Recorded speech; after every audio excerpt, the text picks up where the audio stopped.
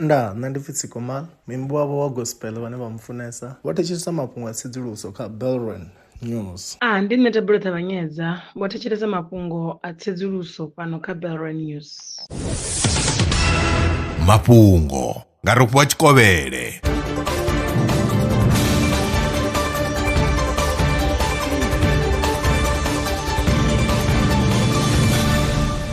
Lo kovhela ndi madekwana hu khou tevhela mafhungo.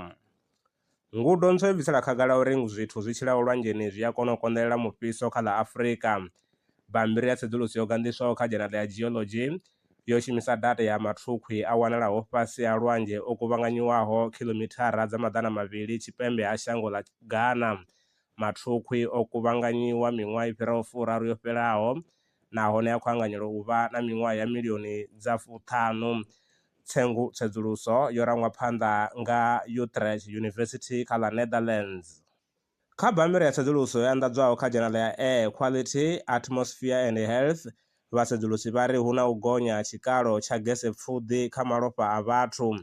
Vhasedzulusi vho sengulusa data ya malofha a vhathu vha ṱoḓa u hovhelela zwigidi zwa sumbe miṅwaha mivhili miṅwe na miṅwe vhukati ha ṅwaha wa gidi ḓaṱahe fuṱahe na gidi mbili fumbili.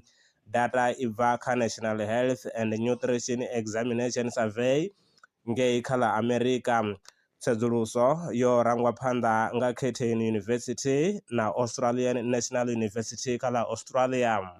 Mutetshelesi a re na maṅwe mafhungo ane vha tama ri tshi a tevhelela kha vha ri founele kha 083 861 2263. Maṅwe mafhungo ndi vha vhuyela naho tshifhingani tshiḓaho. Ndaa.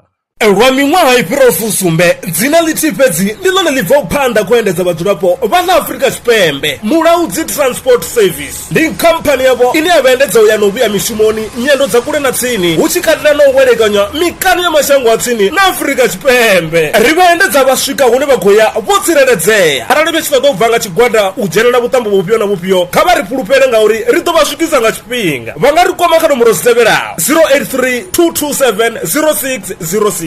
Mulaudzi Transport Service. No place is too far to reach.